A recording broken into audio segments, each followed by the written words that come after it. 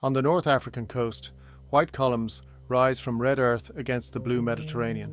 Ruins scattered across a hillside, stone foundations where harbours once held hundreds of warships, fragments of an empire that ruled the sea for 6 centuries, then vanished so completely that its own language died with it.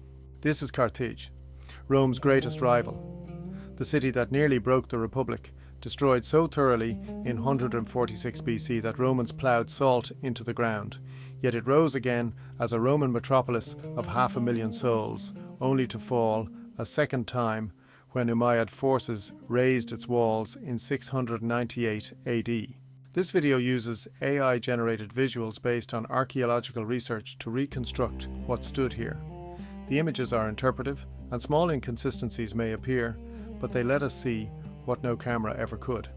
Streets walked by Phoenician merchants, temples where strange gods received offerings, harbours that launched fleets across 3 continents. From the legendary founding by Queen Dido to its final medieval decline, we'll trace 1500 years of one city's existence. Watch it grow from a Phoenician trading post into the empire that challenged Rome. See it destroyed, rebuilt, and destroyed again. Walk its streets in their greatest splendour, then watch them crumble into the ruins that remain today. The woman who arrived from Tyre carried wealth, followers, and ambition. Local Berber chiefs controlled the coastline. She needed land. They offered what one Oxhide could encompass. She accepted. Then cut the hide into the thinnest possible strips. Laid end to end, they traced the boundaries of a promontory jutting into the Mediterranean. The chiefs, bound by their word, conceded the territory. Whether Dido truly existed matters less than what the story reveals. Phoenician colonists understood the power of clever negotiation. They chose this peninsula deliberately. To the north, a shallow inlet. To the south, another. Between them, defensible high ground commanding both bays. They named it Carthage, New City, a second Tyre on African shores. Archaeological evidence confirms virgin land. No earlier settlement occupied this spot. The Phoenicians built on empty ground, laying out their colony with purpose. The first structures rose along the northern coast, a modest 10-hectare nucleus. Mud brick walls, beaten clay floors, simple dwellings for people who'd crossed the sea. By the 8th century, they'd established workshops crushing murex shells. The purple dye that made Phoenicia wealthy would flow from African shores too. Cemeteries expanded beyond the living quarters, graves filled with clay masks and imported goods. Most of what we know about early Carthage comes from these burial grounds. The dead left more evidence than the living. The settlers spoke Canaanite, worshipped Levantine gods adapted to new circumstances. But they weren't merely a colonial outpost answering to Tyre. Carthage sent its own magistrates to govern other settlements. Within generations, the daughter surpassed the mother. A peninsula secured by cleverness. A city that would reshape the Mediterranean world. 3 centuries after the Oxhide Bargain, Carthage no longer answered to Tyre. The mother city had fallen to Babylonian siege. The daughter stood alone. What began as a trading post transformed into something the Mediterranean had never seen. A Phoenician city that commanded not scattered factories along distant coasts, but territories, fleets, and the commerce of an entire sea basin. The city reshaped itself for this role. 4 residential quarters spread across the peninsula in geometric precision. Council houses rose where merchants debated policy. Markets hummed with goods from 3 continents. And above it all, the citadel of Birsa climbed 50 meters toward the sky, crowned by the temple of Esh-Mun. 60 stone steps led pilgrims upward to where priests performed rites older than memory. But empire requires defense.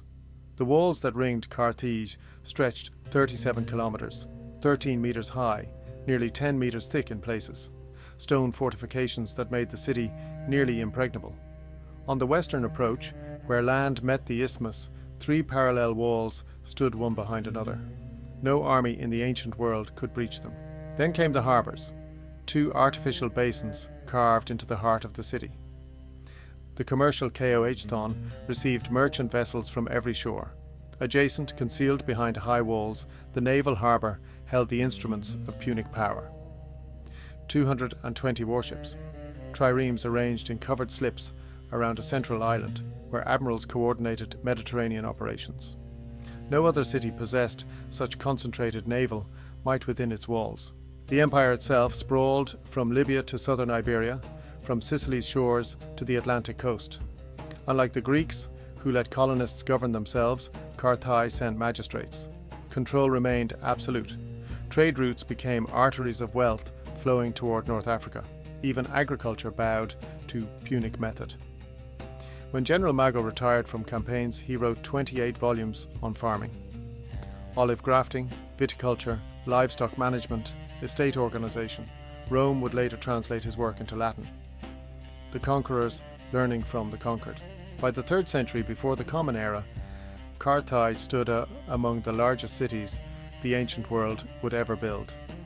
Master of the southwestern Mediterranean, unchallenged on the waves. If these lost empires speak to you, consider becoming a channel member. Your support lets me keep reconstructing the cities time forgot. Now Sicily beckons, and with it a rival from across the sea. Sicily changed everything.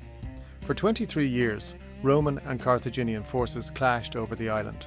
Naval battles consumed entire fleets. Cities fell and rose again. When peace came in 241 BC, Carthage surrendered Sicily, the first territory lost in 4 centuries. The humiliation burned. In the Senate House, merchants counted the tribute gold flowing to Rome. In the harbours, 10 warships sat where hundreds once anchored. The treaty forbade more. Hamilcar Barca sailed west, to Iberia. His son went with him. The boy was 9 years old. Before an altar, the father made him swear eternal hatred of Rome. The boy's name was Hannibal. 18 years later, that oath crossed the Alps. War elephants climbed mountain passes where no army had marched before. Gauls and Iberians followed Carthaginian officers through snow and rockfall. The descent into Italy cost half the force. What remained was enough. At the Trebia River, Roman legions broke against Carthaginian cavalry. At Lake Trasimene, fog hid 15,000 Roman dead. These were preliminaries. Cannae came in the summer heat of 216 BC. Hannibal positioned his weakest troops at the centre, strongest on the flanks. The Roman consul saw opportunity and pressed forward. The Carthaginian centre gave ground. The Roman legions pushed deeper, then the flanks closed like a fist. The killing lasted hours. Between 50 and 70,000 Roman soldiers died in a single day. The consul's body was never identified among the dead. Roman cavalry was annihilated. Rome itself lay 300 miles north, undefended. Hannibal did not march on the city. Instead, he occupied the countryside. For 15 years, Carthaginian camps stood on Italian soil. Rome rebuilt its armies. Scipio Africanus learned from defeat. He carried the war to North Africa. Hannibal sailed home to defend Carthage itself. At Zama in 202 BC, Scipio turned Carthaginian tactics against their master. The cavalry that won Cannae was absent. The war elephants panicked, the army broke, the peace terms stripped Carthage of its empire, its fleet, its future, but the city recovered. Merchants still traded, warehouses filled again, fields produced grain. In the Roman Senate, an old man named Cato ended every speech the same way. Carthago delenda est, Carthage must be destroyed. The Third War needed no justification beyond fear. Roman legions landed in 149 BC. The siege lasted 3 years. Every street became a battlefield, every house a fortress. In 146 BC, Scipio Emil E.H. Nus breached the walls. His soldiers went house to house. 50,000 Carthaginians were taken in chains. The Phoenician warships burned in the harbour before the watching crowds. The city was set ablaze. Demolition crews toppled walls and temples. The Birsa Heights, where the first settlers built their citadel, saw the final fighting. When the fires died, rubble covered the promontory. 7 centuries of Phoenician civilization ended in systematic obliteration. The ruins smouldered for 17 days. Julius Caesar saw opportunity where others saw cursed ground. Between 49 and 44 BC, he ordered a new colony planted on the ruins. The Senate had rejected an earlier attempt 70 years before. Now empire needed what the site offered: a natural harbour, defensible headland, and control of the African coast. Roman Carthage rose fast. Engineers mapped streets over Punic foundations. Aqueducts stretched inland, stone replaced ash. Within a century, the city became the second largest in the Western Empire. 500,000 inhabitants filled neighbourhoods spreading beyond the ancient walls. The province of Africa fed Rome. Grain ships departed weekly from rebuilt harbours. Olive oil flowed from estates inland.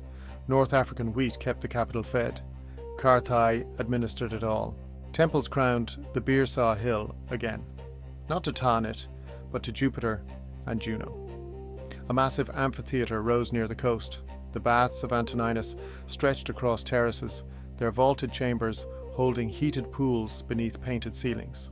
Forum columns framed public life. The city looked Roman because it was. Christianity took root early. Theologians argued doctrine in Latin now, not Punic. Bishops gathered for councils. In 397, 70 of them confirmed which books belonged in Scripture. The decision shaped belief across the Western Church for centuries. When Christians gained power, they demolished what remained of pagan sanctuaries. The Temple of Juno fell to organized destruction. The Vandals arrived in 429, Germanic warriors who had crossed from Spain. By 439, they defeated the Roman general defending the city. Guy Xeric made Carthage his capital. His fleets raided Mediterranean coasts from this base. Churches suffered. Bishops faced persecution. Local populations paid heavy taxes to barbarian masters. Rome tried to retake the city, failed. The Vandal kingdom lasted a century. Byzantine forces succeeded where Rome could not.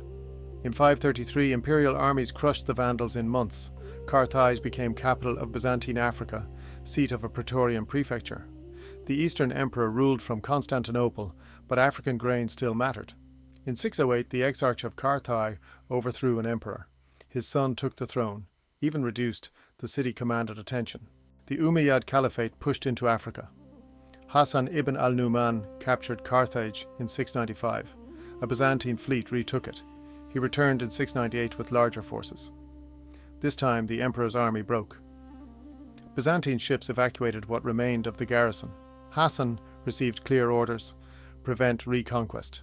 His soldiers tore down the walls, section by section. Engineers cut the aqueducts. Harbours were deliberately ruined. Agricultural land around the city faced systematic destruction. The site must never again threaten Islamic control of Africa. Yet people remained. Archaeology shows continued occupation in certain quarters. The Great Bath still functioned centuries later. Bishops kept their see, though their flocks shrank. When Crusaders seized the ruins in 1270 and massacred inhabitants, local rulers finished what the Umayyads began. They razed what defensive works remained. No one would make war from Carthage again. The walls came down in 698. The aqueducts stopped flowing. But Carthage never quite disappeared. Medieval occupation shrank to scattered neighbourhoods. The baths of Antoninus still functioned in the 11th century. Bishops remained until the high centuries. Then even memory faded. Coastal villages grew over Roman foundations. Farmers quarried ancient columns for building stone. The harbours silted into marshland. In 1830, a Danish consul walked the site with surveying instruments. Christian Tuxen Efa Helbe mapped what remained. Mohammed Khaznadar, a Tunisian minister's son, began digging in 1866. Cardinal Lavigeri arrived in 1875 with archaeologists and ambition. He founded a museum, restored an archdiocese dormant for centuries, built a cathedral on Birsa Hill where Phoenician temples once stood. The earth gave up its secrets slowly. Foundations emerged, harbours took shape again in photographs and drawings. 3 destructions, 3 resurrections. The last through trowels and brushes rather than mortar and stone. Other cities wait in the archive. Subscribe to watch them rise again.